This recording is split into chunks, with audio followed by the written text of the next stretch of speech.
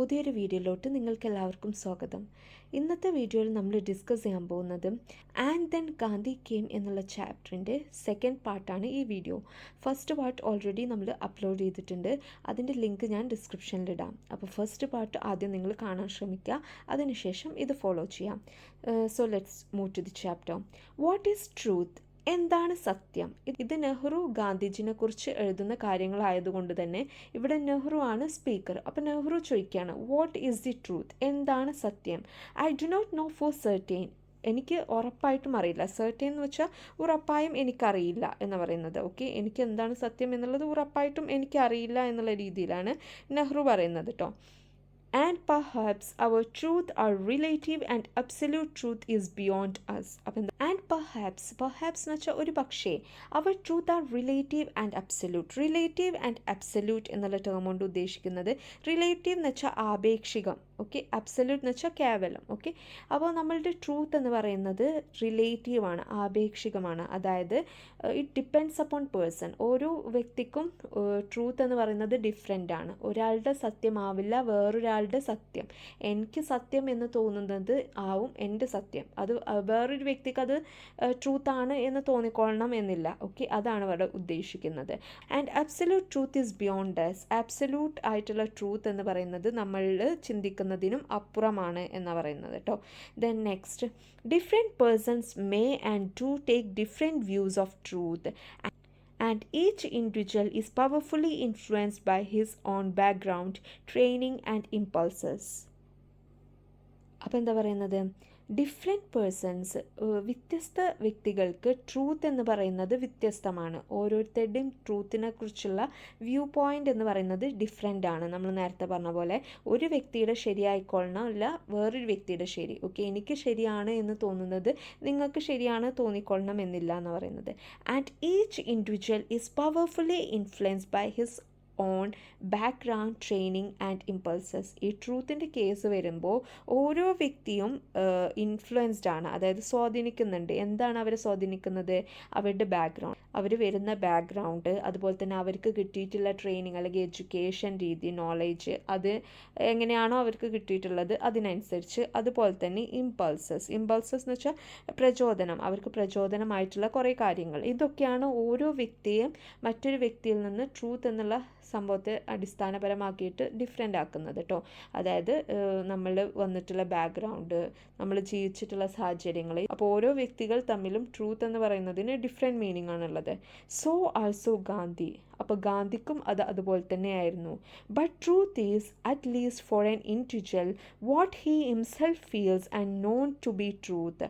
പക്ഷേ ട്രൂത്ത് എന്ന് പറയുന്നത് ഒരു ഇൻഡിവിജ്വലിനെ സംബന്ധിച്ച്, ഒരു വ്യക്തിയെ സംബന്ധിച്ച് നോക്കുകയാണെങ്കിൽ what he himself feels and known to be truth, അയാൾക്ക് സ്വന്തമായിട്ട് അയാളുടെ ഉള്ളിൽ തോന്നും ഇത് ശരിയാണ് എന്നുള്ള ഒരു തോട്ട് നമുക്ക് വരുമല്ലോ. ഞാൻ ചെയ്യുന്നത് ശരിയാണ്, ഞാൻ ചെയ്യുന്നത് തെറ്റാണ്, അതിനെ ഡിപ്പെൻഡ് ചെയ്യുന്നു എന്ന് പറയുന്നത്.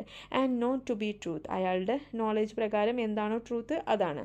According to this definition I do not know of any person who holds to the truth as Gandhi does.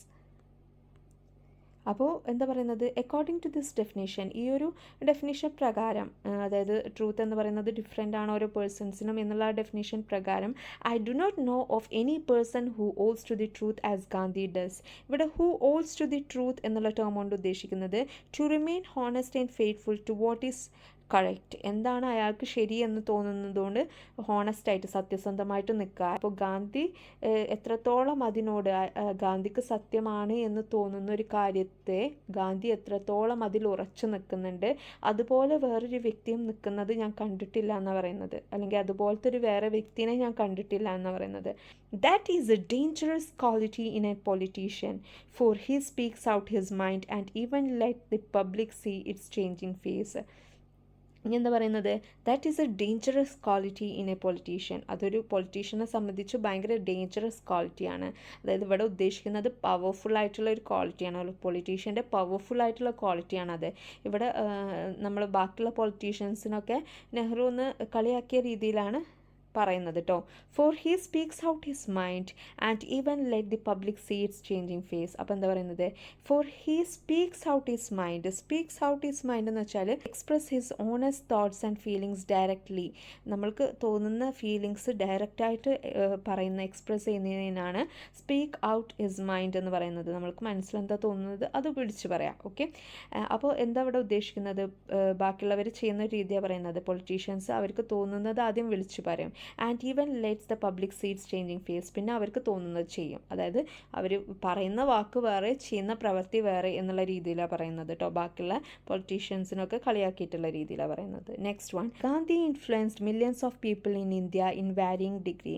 Gandhi ഇന്ത്യയിലുള്ള മില്യൺസ് ഓഫ് ജനങ്ങൾക്ക് സ്വാധീനം ചെലുത്തിയിട്ടുണ്ട്. വാരിയിങ് ഡിഗ്രീസ്, പലതരത്തിൽ സ്വാധീനം ചെലുത്തിയിട്ടുണ്ട് എന്നാണ് പറയുന്നത്. വാരിയിങ് ഡിഗ്രീസ് എന്ന് വെച്ചാൽ പല രീതിയിൽ. Some changed the whole texture of their lives, other were only partly affected, or the effect wore off, and it not quite, for some part of it could not be wholly shaken off. അപ്പോൾ എന്താ പറയുന്നത്, some changed the whole texture of their lives. ഈ ഗാന്ധിയുടെ ഈ influence പലതിലും മൊത്തത്തിൽ മാറ്റം വരുത്തിയിട്ടുണ്ട്. Whole texture of their lives എന്ന് വെച്ചാൽ അവരുടെ ജീവിതത്തിലെ മൊത്തം കാര്യങ്ങൾ അവർക്ക് ഇത് ഗാന്ധിജിൻ്റെ പ്രചോദനം കാരണം ചേഞ്ച് വരുത്താൻ കഴിഞ്ഞിട്ടുണ്ട്. Other were only partly affected. ബാക്കിയുള്ളവരെ സംബന്ധിച്ച് പറയുകയാണെങ്കിൽ അവർ ഭാഗികമായിട്ട് മാത്രമേ അത് ബാധിച്ചിട്ടുള്ളൂ. Or the effect wore off. Effect wore off എന്നുള്ള ടേം ഉദ്ദേശിക്കുന്നത് when the beneficial effect gradually decreases over time. Okay, സമയം ഇങ്ങനെ കടന്നു പോകുന്തോറും അതിനോടുള്ള ആ ഒരു എഫക്റ്റ് കുറഞ്ഞു പോകുന്നതിനെയാണ് എഫക്റ്റ് വോർ ഓഫ് എന്ന് പറയുന്നത്. അപ്പോൾ ചിലർക്ക് അത് അങ്ങനെയായിരുന്നു. അതായത് ആദ്യമൊക്കെ ഇതിന് ഭയങ്കര എഫക്റ്റ് ചെയ്തു, പിന്നെ ഇങ്ങനെ കുറഞ്ഞു വരാൻ തുടങ്ങി. ആൻഡ് ഇറ്റ് നോട്ട് ക്വൈറ്റ് എന്ന് വെച്ചാൽ നോട്ട് കംപ്ലീറ്റ്ലി. അപ്പോൾ എന്നാലും ഫുള്ളായിട്ട് പോയിട്ടില്ല എന്ന്. For some part of it could not be wholly shaken off. അതിലെ എല്ലാ ഭാഗങ്ങളും, ഗാന്ധി പറഞ്ഞിട്ടുള്ള എല്ലാ കാര്യങ്ങളും നമുക്കങ്ങനെ കളയാൻ പറ്റില്ല എന്ന് പറയുന്നത്.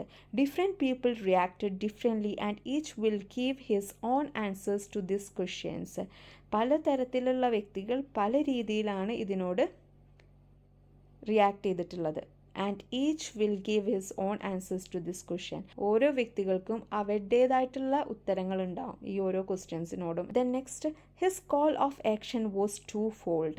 ഇവിടെ കോൾ ഓഫ് ആക്ഷൻ ഒന്ന് ഉദ്ദേശിക്കുന്നത് an instruction that encourages a user or audience to take a specific action. ഒരു സ്പെസിഫിക് ആക്ഷൻ എടുക്കാൻ വേണ്ടിയിട്ട് നമ്മളൊരു ഓഡിയൻസിന് കൊടുക്കുന്ന അല്ലെങ്കിൽ ജനങ്ങൾക്ക് കൊടുക്കുന്ന ഒരു ഇൻസ്ട്രക്ഷനെയാണ് കോൾ ഓഫ് ആക്ഷൻ എന്ന് പറയുന്നത്. അപ്പോൾ ഇവിടെ ഗാന്ധിജി കൊടുക്കുന്നത് ഇൻസ്ട്രക്ഷനാണ്. ടു ഫോൾഡ്, രണ്ട് രീതിയിലുള്ള ഇൻസ്ട്രക്ഷൻസ് ആണ് ഗാന്ധിജി കൊടുക്കുന്നത്. അതെന്തൊക്കെയാണെന്നാണ് പറയുന്നത്. There was of course the action involve in challenging and resisting foreign rules. അപ്പോൾ ഫസ്റ്റത്തെ ആക്ഷൻ എന്ന് പറയുന്നത് ഇത് വെരി ഇമ്പോർട്ടൻ്റ് ആയിട്ടുള്ള കാര്യം കേട്ടോ. എന്താണ് രണ്ട് ആക്ഷൻസ് എന്നുള്ളത്. ഓക്കെ, ഫസ്റ്റത്തെ ആക്ഷൻ എന്ന് പറയുന്നത് involves in challenging and resisting foreign rules. Foreign റൂൾസിനെ ചാലഞ്ച് ചെയ്യുക, വെല്ലുവിളിക്കുക, അതുപോലെ റെസിസ്റ്റ് ചെയ്യുക, അത് ഒഴിവാക്കുക. ഓക്കെ, അതായത് ബ്രിട്ടീഷ് റൂളിനെ വെല്ലുവിളിക്കുക അല്ലെങ്കിൽ അത് ഒഴിവാക്കുക എന്നുള്ളതായിരുന്നു ഫസ്റ്റത്തെ ആക്ഷൻ. രണ്ടാമത്തെ action, there was also the action which led us to fight against our own social evils. നമ്മളുടെ എമങ്ങായിട്ടുള്ള, ഇന്ത്യക്കാരുടെ എമങ്ങായിട്ടുള്ള കുറേ സോഷ്യൽ ഈവൽസ് ഉണ്ട്, അതിനെ ഒഴിവാക്കുക എന്നുള്ളതായിരുന്നു രണ്ടാമത്തെ ആക്ഷൻ എന്ന് പറയുന്നത്. അതിന് അഗെയിൻസ്റ്റ് ആയിട്ട് ഫൈറ്റ് ചെയ്യുക. ഇന്ത്യക്കാരെ എമങ്ങ് ജാതി പ്രശ്നങ്ങൾ കാര്യങ്ങളൊക്കെ ഉണ്ടായിരുന്നു, ആ ഈവിൾസിനെ എഗെയിൻസ്റ്റ് ആയിട്ട് ഫൈറ്റ് ചെയ്യുക എന്നുള്ളതായിരുന്നു രണ്ടാമത്തെ ആക്ഷൻ. ഓക്കെ, ഫസ്റ്റ് ആക്ഷന് ഫോറിൻ റൂൾസിനെ ചാലഞ്ച് ചെയ്യുക ആൻഡ് റെസിസ്റ്റ് ചെയ്യുക. രണ്ടാമത്തത് fight against our own social evils. Okay, then next one, apart from the fundamental objective of the Congress, the freedom of India and the method of peaceful action, the principal plank of the Congress were national unity, which involves the solution of the minority problems and the rising of the depressed classes and the end of the curse of untouchability. അപ്പോൾ എന്താ പറയുന്നത്, apart from the fundamental objective of the Congress, കോൺഗ്രസിൻ്റെ fundamental ഒബ്ജക്റ്റീവിനെ നിർത്തിക്കഴിഞ്ഞാൽ fundamental objective എന്താണ്? The freedom of India, ഇന്ത്യക്ക് സ്വാതന്ത്ര്യം കിട്ടുക എന്നുള്ളതായിരുന്നു fundamental objective. ഇതൊക്കെ ഫ്രീഡം കിട്ടുന്നതിന് മുമ്പുള്ള കാര്യങ്ങളാട്ടോ. And the method of peaceful action, എങ്ങനത്തെ രീതിയിലാണ് ഫ്രീഡം കിട്ടേണ്ടത്? സമാധാനപരമായിട്ടുള്ള ആക്ഷനിലൂടെ. The principal plank of the Congress were national unity. Plank എന്ന് വെച്ചാൽ നയം.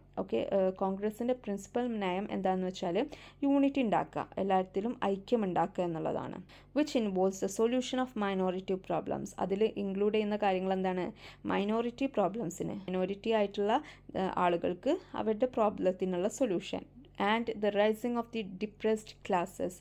രണ്ടാമത്തത് ഡിപ്രസ്ഡ് ക്ലാസ്സസിൻ്റെ rising. And the ending of the curse of untouchability. Untouchability എന്ന് പറയുന്നത് നമ്മളുടെ രാജ്യത്തിന് ലഭിച്ചിട്ടുള്ള ഒരു ശാപമാണ്, അതായത് തൊട്ടുകൂടായ്മ. അത് നമ്മളുടെ ഇന്ത്യക്ക് ലഭിച്ചിട്ടുള്ള ഒരു ശാപമാണ്. ആ ഒരു ശാപം ഇല്ലായ്മ ചെയ്യുക, എൻഡ് ചെയ്യുക എന്നുള്ളതാണ് ഈ കോൺഗ്രസിൻ്റെ നയങ്ങൾ.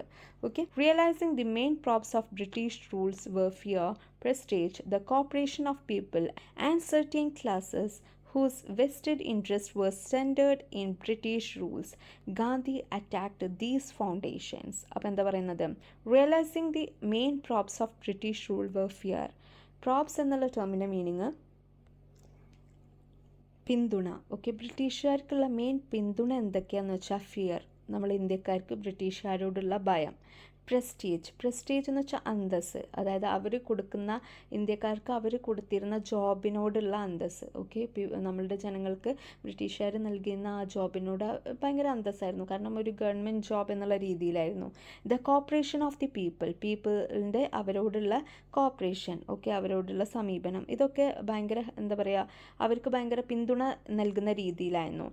And certain classes whose vested interests were centered in British rule. ചില ഗ്രൂപ്പ് ഓഫ് ആളുകൾക്ക് എന്തായിരുന്നു? ബ്രിട്ടീഷ് റൂള് വേണമായിരുന്നു, കാരണം അവർക്ക് അവരുടെ സ്വാർത്ഥ താല്പര്യങ്ങളൊക്കെ നടക്കണമെങ്കിൽ. വെസ്റ്റഡ് ഇൻട്രസ്റ്റ് എന്ന് വെച്ചാൽ അവരുടെ താല്പര്യങ്ങൾ, അവരുടെ സ്വാർത്ഥ താല്പര്യങ്ങളൊക്കെ നടക്കാൻ വേണ്ടിയിട്ട് ബ്രിട്ടീഷ് ഭരണം വേണ്ട ഒരു ടൈം ആയിരുന്നു അന്ന്. Gandhi attacked these foundation. Gandhi attack ചെയ്തിട്ടുള്ളത് ഈ ഒരു അടിത്തറകളാണ്, അതായത് ജനങ്ങളുടെ പേടി മാറ്റി, അവരുടെ ഈ ജോബ് ഒഴിവാക്കാൻ പറഞ്ഞു, അവർ നൽകുന്ന ഈ ജോബ്, അതുപോലെ തന്നെ അവരോട് കോപ്പറേറ്റ് ചെയ്യാതിരിക്കാൻ പറഞ്ഞു. ഇങ്ങനത്തെ കാര്യങ്ങളൊക്കെയാണ് ഗാന്ധി അറ്റാക്ക് ചെയ്തത്. Titles were to be given up, and though the title holders responded to this only in small measure, the popular respect for these British given titles disappeared. അപ്പോൾ എന്താ പറയുന്നത്? ഇവിടെ ടൈറ്റിൽസ് എന്ന് ഉദ്ദേശിക്കുന്നത് വർക്കാണ് കേട്ടോ. അപ്പോൾ were to be given up, അപ്പോൾ ഈ ബ്രിട്ടീഷുകാർ കൊടുക്കുന്ന ആ വർക്ക് നമ്മൾ ഗീവ് അപ്പ് ചെയ്യണം, നമ്മളത് ഇല്ലായ്മ ചെയ്യണം, നമ്മൾ ആ വർക്ക് ഏറ്റെടുക്കരുത് എന്നാണ് പറയുന്നത്. And though the title holders, എങ്കിലും ഈ ഒരു ജോലി കിട്ടിയിട്ടുള്ള വ്യക്തികൾ responded to this only in small measures, ചെറിയ രീതിയിൽ മാത്രമേ ഇതിനോട് റെസ്പോണ്ട് ചെയ്തുള്ളൂ, അതായത് അവരുടെ ജോലി വിട്ട് കളയാൻ അവർ റെഡി ആയിരുന്നില്ല. The popular respect for these British given title disappeared. ഇതിനൊക്കെ ശേഷം, ഗാന്ധിൻ്റെ ഈ നയങ്ങൾക്കൊക്കെ ശേഷമാണ് ബ്രിട്ടീഷുകാർ കൊടുത്തിരുന്ന ഈ ജോലിക്കൊക്കെയുള്ള റെസ്പെക്റ്റ് ഇല്ലാതെ ആവാൻ തുടങ്ങി. ആളുകൾ അതിനെ ഭയങ്കര റെസ്പെക്റ്റ് ചെയ്തിരുന്നു, അതൊക്കെ ഇല്ലാതാവാൻ തുടങ്ങി. New standards and values were set up and the pomp and splendor of the vice-regal court and the prince suddenly appeared supremely ridiculous. അപ്പോൾ എന്താ പറയുന്നത്? ന്യൂ സ്റ്റാൻഡേർഡ്സ് ആൻഡ് വാല്യൂസ്, പുതിയ രീതിയിലുള്ള സ്റ്റാൻഡേർഡ്സും വാല്യൂസും സെറ്റ് ചെയ്യാൻ തുടങ്ങി, ആളുകൾ പുതിയ രീതിയിലൊക്കെ ചിന്തിക്കാൻ തുടങ്ങി. The pomp and splendours of the viceregal court and the prince suddenly appeared supremely ridiculous. Pomp എന്നുള്ള ടേമിൻ്റെ മീനിങ് ആഡംബരം, സ്പ്ലെൻഡർ എന്ന് വെച്ചാൽ മഹിമ. ഈ ആഡംബരങ്ങളും മഹിമകളൊക്കെ ഇല്ലാതെ ആവാൻ തുടങ്ങി. വൈസ് റീഗൽ കോർട്ട്, നിയമനിർമ്മാണമൊക്കെ നടന്നിരുന്നത് വൈസ് റീഗൽ കോർട്ടിലായിരുന്നു. And the prince suddenly appeared supremely ridiculous. ഈ പ്രിൻസസ് എന്ന് ഉദ്ദേശിക്കുന്നത് റൂളേഴ്സാണ്. റൂളേഴ്സൊക്കെ പെട്ടെന്ന് തന്നെ സുപ്രീംലി റെഡിക്കുലസ് ആയിട്ട് തോന്നി. റെഡിക്കുലസ് എന്ന് വെച്ചാൽ പരിഹാസ്യമായിട്ട് തോന്നാൻ തുടങ്ങി. റൂളേഴ്സൊക്കെ പരിഹാസമായിട്ട് ജനങ്ങൾക്ക് ഫീൽ ചെയ്യാൻ തുടങ്ങി. Rich man were not so anxious to flaunt their riches. അപ്പോൾ എന്താ പറയുന്നത്? ഭയങ്കര റിച്ച് ആയിട്ടുള്ള ആളുകളൊക്കെ അവരുടെ റിച്ച്നെസ് കാണിക്കുന്നത് ഒഴിവാക്കാൻ തുടങ്ങി. റിച്ചായിട്ടുള്ളവർ അവർ റിച്ചാണ് എന്ന് കാണിച്ചിരുന്ന ആ സ്വഭാവമൊക്കെ മാറ്റാൻ തുടങ്ങി. ഔട്ട്വേർഡ്ലി അറ്റ്ലീസ്റ്റ്, പുറമേയെങ്കിലും അവരത് കാണിക്കാണ്ടിരിക്കാൻ തുടങ്ങി. ഓക്കെ, റിച്ചാണ് എന്നുള്ള രീതിയിലൊന്നും കാണിക്കാതിരിക്കാൻ തുടങ്ങി. Many of them adopted simpler ways, പലരും സിമ്പിളായിട്ട് ജീവിക്കാൻ തുടങ്ങി. ആൻഡ് ഇൻ ദെയർ ഡ്രസ്, അവരുടെ ഡ്രസ്സിങ് രീതികളടക്കം അവർ മാറ്റാൻ തുടങ്ങി കേട്ടോ. Become almost indistinguishable from humbler folk, സാധാരണക്കാരിൽ നിന്ന് അവരെ വ്യത്യാസപ്പെടുത്തുന്ന ആ രീതിയൊക്കെ മാറ്റി. അവരുടെ ഡ്രസ്സിങ് രീതിയിൽ റിച്ചാണ് പുവറാണ് എന്നുള്ള ആ രീതിയൊക്കെ അവർ മാറ്റാൻ തുടങ്ങി. He sent us to the villages, അദ്ദേഹം അതായത് ഗാന്ധിജി ഞങ്ങളെ വില്ലേജിലോട്ട് പറഞ്ഞയച്ചു, ഗ്രാമത്തിലോട്ട് പറഞ്ഞയച്ചു. And the countryside hummed with the activity of innumerable messengers of a new gospel of actions. Countryside എന്ന് വെച്ചാൽ ഗ്രാമപ്രദേശങ്ങളിൽ എന്തുണ്ടായത്, hummed with the activity. Hummed with the activity എന്ന് വെച്ചാൽ ബിസി വിത്ത് ദി ആക്ടിവിറ്റി എന്നാണ്. Okay, എന്ത് ആക്ടിവിറ്റിയാണ്? Of innumerable messengers, ദൂതന്മാർ, കുറേ ദൂതന്മാർ ഗാന്ധിജി പറയുന്ന കാര്യങ്ങളൊക്കെ എത്തിച്ചു കൊടുക്കാൻ വേണ്ടി വില്ലേജിലെ ആളുകൾക്ക്, ഗ്രാമപ്രദേശത്തെ ആളുകൾക്ക് എത്തിച്ചു കൊടുക്കാൻ വേണ്ടിയിട്ട് കുറേ ദൂതന്മാർ ഉണ്ടായിരുന്നു. Of the new gospel of action. Gospel of action എന്ന് ഉദ്ദേശിക്കുന്നത്, ഗോസ്പെൽ എന്ന് വെച്ചാൽ ക്രിസ്തുവചനം അല്ലെങ്കിൽ സുവിശേഷം എന്നൊക്കെയാണ് ഗോസ്പെൽ എന്ന് പറഞ്ഞ ടേമിൻ്റെ മീനിങ്. പക്ഷേ ഇവിടെ ഉദ്ദേശിക്കുന്നത് ഗാന്ധിജി പറഞ്ഞിട്ടുള്ള കാര്യങ്ങളാണ് കേട്ടോ. The peasant was shaken up and he began to emerge from his shell. Peasant എന്ന് വെച്ചാൽ ഫാമേഴ്സ്, ഓക്കെ, കർഷകർ, അവർ ഷേക്കൺ അപ്പായി, അതായത് അവർ ഈ കാര്യങ്ങളൊക്കെ അവരെ ബാധിക്കാൻ തുടങ്ങി, അതായത് അവരെ എഫക്റ്റ് ചെയ്യുന്നുണ്ട് ഗാന്ധി പറയുന്ന കാര്യങ്ങളൊക്കെ. And he became to emerge from a shell, അവരുടെ ഷെല്ലിൻ്റെ ഉള്ളിൽ ഒതുങ്ങി കൂടിയ പോലെയാണ്, അതായത് അവരുടെ ഗ്രാമം, അവരുടെ വീട്, അങ്ങനെ ഒരു ഷെല്ലിൻ്റെ ഉള്ളിൽ ഒതുങ്ങി കൂടിയ പോലെയാണ് ഫാമേഴ്സ് ഉള്ളത്. അവരുടെ ഷെല്ല് പൊട്ടിച്ച് എമേർജ്, അവിടുന്ന് ഉയരാൻ തുടങ്ങി. The effect on us was different but equally far reaching, അതായത് ഗാന്ധിൻ്റെ എഫക്റ്റ് എന്ന് പറയുന്നത് എല്ലാത്തിലും ഡിഫറെൻ്റ് ആയിട്ടാണ് ഗാന്ധി എഫക്റ്റ് ചെയ്തത്. ബട്ട് ഈക്വലി ഫാർ റിച്ചിങ്, പക്ഷെ ഭയങ്കര മായിട്ടുള്ള എഫക്റ്റ് ആയിരുന്നു. For we saw for the first time as it were the villager in the intimacy of his mud hut and with the stark shadow of hunger always pursuing him. അപ്പോൾ എന്താ പറയുന്നത്, ഈ first ടൈമായിട്ട് കാണുകയാണ് ഈ villagers, ഗ്രാമപ്രദേശക്കാരൊക്കെ അവരുടെ ഗ്രാമത്തോടോ അല്ലെങ്കിൽ അവരുടെ mud had എന്ന് വെച്ചാൽ അവരുടെ മണ്ണുകൊണ്ട് നിർമ്മിച്ചിട്ടുള്ള ആ വീടിനാണ് മഡ് ഹഡ് എന്ന് പറയുന്നത്. അപ്പോൾ അതിനോടുള്ള ആ ഒരു ഇൻറ്റിമസി, അതിനോടുള്ള അവരുടെ ഇൻറ്റിമസി, അടുപ്പൊക്കെ ഒഴിവാക്കി അവർ ഇറങ്ങുകയാണ് ഈ ഗാന്ധിയുടെ എഫക്റ്റിന്. And with the stark shadow of hunger always pursuing him.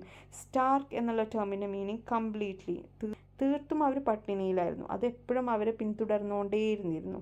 V learned our Indian economics more from these visit than from books and learned discourses. അപ്പോൾ എന്താ പറയുന്നത്, ഇന്ത്യൻ്റെ എക്കണോമിക്സിനെ കുറിച്ച് ഞങ്ങൾ കൂടുതൽ മനസ്സിലാക്കുന്നത്, അത് ഈ ദൂതന്മാരൊക്കെ പറയുന്നതാട്ടോ, അവർ കൂടുതൽ മനസ്സിലാക്കുന്നത് ബുക്കിലൂടെയോ അല്ലെങ്കിൽ ലേൺഡ് ഡിസ്കോഴ്സസ് എന്ന് വെച്ചാൽ പ്രഭാഷണം അല്ലെങ്കിൽ ഗ്രൂപ്പ് ഡിസ്കഷൻ അങ്ങനത്തെ രീതിയിൽ നിന്നൊക്കെ മനസ്സിലാക്കുന്നതിലേറെ ഇന്ത്യൻ എക്കണോമിക്സ് മനസ്സിലാക്കിയത് ഇങ്ങനത്തെ വിസിറ്റിലൂടെയാണ്. അതായത് ഇവിടെ പറയുന്നത് നമ്മളുടെ സ്റ്റേറ്റ് എത്രത്തോളം പുവറാണ്, ദാരിദ്ര്യത്തിലാണ് എന്നുള്ളത് മനസ്സിലാക്കുന്നത് അവിടെ വിസിറ്റ് ചെയ്യുമ്പോഴാണെന്ന് പറയുന്നത്.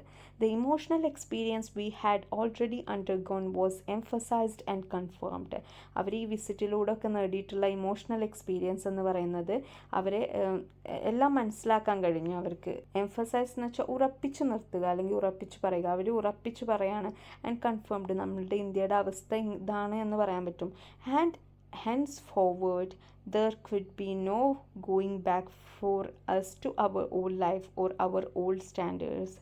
ഇനി മുതൽ, ഹാൻഡ്സ് ഫോർവേഡ് എന്ന് വെച്ചാൽ ഇനി മുതൽ, there could be no going back, ഞങ്ങൾക്ക് തിരിച്ചു പോക്കില്ല, ഞങ്ങളുടെ പഴയ ജീവിതത്തിലോട്ടുള്ളൊരു തിരിച്ചു പോക്കില്ല, അതുപോലെ തന്നെ പഴയ സ്റ്റാൻഡേർഡ്സിലോട്ടുള്ളൊരു തിരിച്ചു പോക്കില്ല, അതായത് ബ്രിട്ടീഷുകാരെ അനുസരിച്ചുള്ളൊരു ജീവിതം ഇനിയില്ല എന്ന് പറയുന്നത്. What was the idea of India which he was setting out to mould according to his own wishes and ideals. അപ്പോൾ എന്താ ഇവിടെ ഗാന്ധിനെ കുറിച്ച് നെഹ്റു പറയാൻ കേട്ടോ, എന്തായിരുന്നു ഗാന്ധിൻ്റെ ഐഡിയ, ഇന്ത്യനെ സെറ്റ് ചെയ്യുമ്പോൾ എന്തായിരുന്നു ഗാന്ധിൻ്റെ ഐഡിയ? ഗാന്ധി മോൾഡ് ചെയ്യാന്ന് വെച്ചാൽ രൂപീകരിക്കാൻ ഉദ്ദേശിക്കുന്നത് ഗാന്ധിൻ്റെ ഓൺ വിഷസിലും അതുപോലെ തന്നെ ഐഡിയൽ ആദർശത്തിലുമുള്ള ഇന്ത്യ എങ്ങനെയായിരുന്നു എന്നുള്ളതാണ് പറയുന്നത് കേട്ടോ. I shall work for an India in which the poorest shall feel that it is their country. ഞാൻ ഇന്ത്യക്ക് വേണ്ടി വർക്ക് ചെയ്യാണ്. എങ്ങനെ ആയിരിക്കണം എന്നാണ് പറയുന്നത്, ഏറ്റവും ദരിദ്രർക്കും തോന്നണം ഇത് അവരുടെ രാജ്യമാണ് എന്നുള്ള രീതിയിൽ. അങ്ങനത്തെ രീതിയിലാണ് എനിക്ക് ഇന്ത്യനെ ആക്കാൻ താല്പര്യം. ഓക്കെ, അങ്ങനെയാണ് പറയുന്നത്. In whose making they have an effective voice, അതിലൂടെ അവർക്ക് എഫക്റ്റീവായിട്ട് അവരുടെ ശബ്ദം ഉയർത്താൻ കഴിയണം. And India in which there shall be no high class and low class of people. India, അതിൽ ഹൈ ക്ലാസ് ഇല്ല, ലോ ക്ലാസ് ജനങ്ങളില്ല, എല്ലാവരും തുല്യരായിട്ടുള്ളൊരു India. And India in which all communities shall live in perfect harmony. ഒരു India, അതിലെല്ലാ കമ്മ്യൂണിറ്റീസും എല്ലാ തരത്തിലുള്ള ആളുകളും എങ്ങനെ പെർഫെക്റ്റ് ഹാർമോണി, ഒരു പെർഫെക്റ്റ് ആയിട്ടുള്ള ഹാർമോണി എന്ന് വെച്ചാൽ ഐക്യത്തിൽ, എല്ലാ ഇന്ത്യക്കാരും ഐക്യത്തിൽ ജീവിക്കുന്ന ഒരു ഇന്ത്യ. ഓക്കെ, ഇതൊക്കെയാണ് ഗാന്ധിജിൻ്റെ dream. There can be no room in such an India for the curse of untouchability or the curse of intoxicating drinks and drugs. അപ്പോൾ ഇന്ത്യയിൽ ഒരിക്കലും ഒരു അൺടച്ചബിലിറ്റിക്ക്, തൊട്ടുകൂടായ്മ എന്നുള്ള ശാപത്തിനൊരു റൂം ഉണ്ടാകാൻ പാടില്ല, അതായത് അതിനൊരു വഴി തെളിയാൻ പാടില്ല. Or the curse of intoxicating drinks and drugs, ഡ്രഗ്സിനും ഡ്രിങ്ക്സിനും ഉള്ളൊരു ഇൻടോക്സിക്കേറ്റ് ചെയ്യുന്ന, നമ്മളെ നശിപ്പിക്കുന്ന ഡ്രഗ്സിനും അതുപോലെ തന്നെ ഡ്രിങ്ക്സിനും എന്നുള്ള രീതിയിലും ഉണ്ടാവാൻ പാടില്ല. Women will enjoy the same right as men. ആണുങ്ങൾക്ക് എന്ത് റൈറ്റ് കിട്ടുന്നുണ്ടോ ആ എല്ലാ റൈറ്റുകളും വുമൻസിനും കിട്ടണം. This is the India of my dream. എൻ്റെ സ്വപ്നങ്ങളിലെ ഇന്ത്യ ഇതാണ്. Proud of his Hindu inheritance as he was. അദ്ദേഹം എപ്പോഴും അദ്ദേഹത്തിൻ്റെ ഹിന്ദു ഇൻഹെറിറ്റൻസ് എന്ന് വെച്ചാൽ അദ്ദേഹം തുടർന്ന് പോന്നിട്ടുള്ള രീതികൾ, അതിനോട് ഭയങ്കര പ്രൗഡായിരുന്നു. He try to give to Hinduism a kind of universal attire. അദ്ദേഹം എപ്പോഴും ഹിന്ദുസത്തിന് ഒരു യൂണിവേഴ്സൽ, മൊത്തത്തിലുള്ള ഒരു യൂണിവേഴ്സൽ അറ്റയർ എന്ന് വെച്ചാൽ ഒരു വസ്ത്രധാരണ നൽകിയിട്ടുണ്ട്. അതായത് എല്ലാത്തിലും നല്ലത് തോന്നുന്ന കാര്യങ്ങളൊക്കെ ഹിന്ദുസത്തിൽ ഉൾപ്പെടുത്താനുള്ളൊരു താല്പര്യം, അതാണ് ഉദ്ദേശിക്കുന്നത്. And included all religions within the fold of truth. സത്യസന്ധമായിട്ടുള്ള എല്ലാ കാര്യങ്ങളും, എല്ലാ റിലീജിയൻസിലെയും സത്യസന്ധമായിട്ടുള്ള കാര്യങ്ങളൊക്കെ അദ്ദേഹം ഇൻക്ലൂഡ് ചെയ്യാൻ ശ്രമിച്ചിട്ടുണ്ട്. He refuse to narrow his cultural inheritance. അദ്ദേഹത്തിൻ്റെ കൾച്ചറൽ ഇൻഹെറിറ്റൻസ് ഒറ്റൊന്നിൽ ഒതുങ്ങാൻ അദ്ദേഹത്തിന് താല്പര്യമുണ്ടായിരുന്നില്ല. Indian culture, he wrote, is neither Hindu, Islamic nor any other wholly. അപ്പോൾ എന്താ പറയുന്നത്, അദ്ദേഹം എഴുതി ഇന്ത്യൻ കൾച്ചർ എന്ന് വെച്ചാൽ ഹിന്ദു അല്ല, ഇസ്ലാമിക്കും അല്ല, വേറെ ഒന്നുമല്ല, എല്ലാതും കൂടിയുമാണ്, ഹോളി, എല്ലാതും കൂടി ഉൾപ്പെടുന്നതാണ് ഇന്ത്യൻ കൾച്ചർ എന്ന് പറഞ്ഞാൽ. It is a fusion of all. എല്ലാത്തിൻ്റെയും ഒരു ഫ്യൂഷനാണ് Indian culture. Again he said, വീണ്ടും അദ്ദേഹം പറയാണ്, I want the culture of all lands to be blow about my house as freely as possible. അപ്പം ഇന്ത്യയിലുള്ള മൊത്തം കൾച്ചറും എൻ്റെ വീടിന് മുകളിൽ ഒരു കാറ്റ് പോലെ വരണം, ഫ്രീ ആയിട്ട്, എല്ലാ കൾച്ചറിനെയും ആക്സെപ്റ്റ് ചെയ്യുന്നു എന്നുള്ള രീതിയിൽ വരണം. ഇവിടെ മൈ ഹൗസ് എന്ന് ഉദ്ദേശിക്കുന്നത് ഇന്ത്യ കേട്ടോ. ഇന്ത്യയിൽ എല്ലാ കൾച്ചറും ഒരേപോലെ കൊണ്ടാടണം എന്ന് പറയുന്നത്. But I refuse to be blown off my feet by any. ഞാൻ റിഫ്യൂസ് ചെയ്യുന്നു to blow off my feet by any. അതായത് അദ്ദേഹം വിശ്വസിക്കുന്ന കാര്യത്തിൽ അദ്ദേഹം ഉറച്ചു നിന്നുകൊണ്ട് എല്ലാത്തിനെയും ആക്സെപ്റ്റ് ചെയ്യുന്നു എന്ന് പറയുന്നത്. I refuse to live in other people's houses as an interloper, a beggar or a slave. മറ്റുള്ളവരുടെ വീട്ടിൽ ഒരു ഇൻ്റർലോപ്പർ എന്ന് വെച്ചാൽ ഒരു നുഴഞ്ഞു കയറ്റക്കാരൻ, അതുപോലെ തന്നെ ഒരു ബെഗർ, ഒരു യാചകൻ, അതുപോലെ തന്നെ ഒരു സ്ലേവ്, ഒരു അടിമ എന്നുള്ള രീതിയിൽ ജീവിക്കാൻ ഞാൻ ഉദ്ദേശിക്കുന്നില്ല. അതായത് ഇവിടെ ഉദ്ദേശിക്കുന്നത് വേറൊരു വ്യക്തിയുടെ കീഴിൽ ഒരു അടിമത്തം ഞാൻ ആഗ്രഹിക്കുന്നില്ല. ബ്രിട്ടീഷുകാരുടെ ഒക്കെ ഭരണം പറയുന്നത് കേട്ടോ. Influenced by modern thoughts currents, he never let go of his roots and clung to them tenaciously. അപ്പോൾ എന്താ പറയുന്നത്, മോഡേൺ രീതികളൊക്കെ അദ്ദേഹത്തെ, ഗാന്ധിജിയെ ഇൻഫ്ലുവൻസ് ചെയ്തിട്ടുണ്ടെങ്കിലും he never let go of his roots. അദ്ദേഹത്തിൻ്റെ അടിത്തറ അദ്ദേഹം അതിൽ നിന്ന് ഒരു വിട്ടുവീഴ്ചയും ചെയ്യാൻ അദ്ദേഹം റെഡിയല്ല. And clung to them tenaciously. Clung എന്നുള്ള ടേമിൻ്റെ മീനിങ് പറ്റിക്കിടക്കുക, അതായത് അതിൽ ഉറച്ചു നിൽക്കുക എന്നാണ്. അതും ടെനേഷ്യസ്ലി എന്ന് വെച്ചാൽ ദൃഢമായിട്ട് അതിൽ ഉറച്ചു നിൽക്കുന്ന ഒരു വ്യക്തിയായിരുന്നു Gandhiji. It is not surprising that this astonishingly vital man, full of self-confidence and an unusual kind of power, standing for equality and freedom for each individual. അപ്പോൾ എന്താ പറയുന്നത്, ഇറ്റ് ഈസ് നോട്ട് സർപ്രൈസിങ്, ഇതൊരു സർപ്രൈസിങ് ആയിട്ടുള്ള കാര്യമല്ല. Astonishing എന്നുള്ള ടേമിൻ്റെ meaning അത്ഭുതകരമായിട്ടുള്ള, vital എന്ന് വെച്ചാൽ സുപ്രധാനമായിട്ടുള്ള വ്യക്തി. ഈ അത്ഭുതകരമായിട്ടുള്ള സുപ്രധാനമായിട്ടുള്ള വ്യക്തി ബാക്കിയുള്ളവരെ സർപ്രൈസ് ചെയ്യുന്നില്ല. ഫുൾ ഓഫ് സെൽഫ് കോൺഫിഡൻസ്, അദ്ദേഹം മൊത്തം ഒരു സെൽഫ് കോൺഫിഡൻസ് ഉള്ളൊരു വ്യക്തിയാണ്. And N unusual kind of power, ഒരു ഭയങ്കരമായിട്ട് നമ്മൾ കാണാത്ത തരത്തിലുള്ള ഒരു പവറുള്ള വ്യക്തിയാണ്. Standing four equality and freedom for each individual, എല്ലാ വ്യക്തികൾക്കും വേണ്ടിയിട്ട് അദ്ദേഹം നിലകൊള്ളുന്നു. എല്ലാ വ്യക്തികളുടെയും ഈക്വാലിറ്റിക്ക് വേണ്ടിയിട്ടും അതുപോലെ തന്നെ ഫ്രീഡത്തിന് വേണ്ടിയിട്ടും അദ്ദേഹം നിലകൊള്ളുന്നു. Fascinated the masses of India and attracted them like a magnet. Fascinated എന്നുള്ള ടേമിൻ്റെ മീനിങ് ആകർഷിക്കുക. ഇന്ത്യയിലെ മാസസ് ജനങ്ങളെ അദ്ദേഹം ആകർഷിച്ചു. And attracted them like a magnet, അവരെ ഒട്ടിപ്പിടിച്ചു, ഒരു മാഗ്നറ്റ് ഒട്ടിപ്പിടിക്കുന്നത് പോലെ അവരെ ഒട്ടിപ്പിടിച്ചു. He seemed to them to link up the past with the future and to make the dismal present appear just as a stepping stone to the future of life and hope.